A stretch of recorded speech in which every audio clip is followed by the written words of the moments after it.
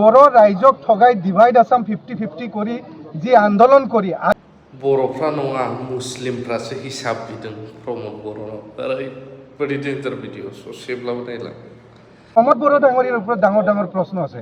তেওঁ কওক বড়ো ৰাইজক ঠগাই ডিভাইড আসাম 50-50 কৰি যি আন্দোলন কৰি আজিলৈকে যি বিটিআৰ গঠন কৰি মাইনাও আৰু হলংগী নামৰ দুটা ডিষ্ট্ৰিক্ট ক্ৰিয়েট কৰিব পাৰিছে নে নাই, এইটো হ'ল ৰাইজৰ প্ৰশ্ন।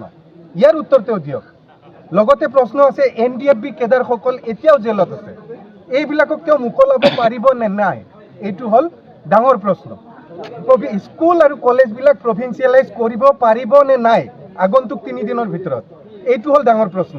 BTC অঞ্চলত যিমান যুৱক যুৱতী আছে, শিক্ষিত যুৱক যুৱতী আছে, তেওঁলোকক তেওঁ চাকৰি দিব পাৰিব নে নাই, এইটোহে আজিৰ তাৰিখত প্ৰশ্ন।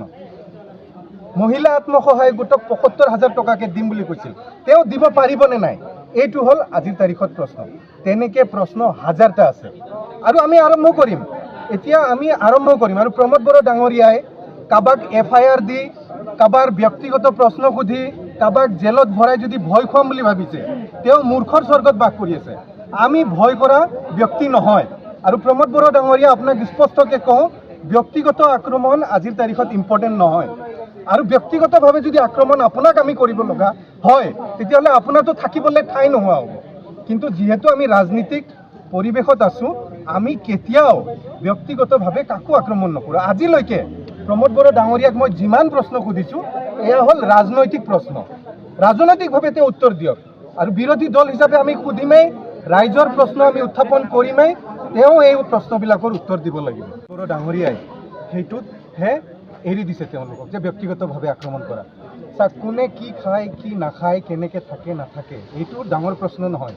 BTC অঞ্চলৰ যিটো ডাঙৰ প্ৰশ্ন, সেইটো হ'ল BTC অঞ্চলৰ যুৱক যুৱতীয়ে চাকৰি পাইছে নে নাই আজিৰ তাৰিখলৈকে। প্ৰমোদ বড়ো ডাঙৰীয়াই চাকৰি দিবলৈ সক্ষম হৈছে নে নাই, সেইটো ডাঙৰ প্ৰশ্ন। BTC অঞ্চলত ৰাস্তা ঘাট দলং উন্নয়ন হৈছে নে নাই, সেইবিলাকহে আচল প্ৰশ্ন। এই প্ৰশ্নবিলাকহে আচল। BTC ৰাইজে জানিব খোজে প্ৰমোদ বড়ো ডাঙৰীয়াই এই 3 দিনৰ ভিতৰত চাকৰি দিব পাৰিব নে নাই। এই প্ৰশ্নৰ উত্তৰ প্ৰমোদ বড়োই দিব লাগে ৰাইজৰ আগত।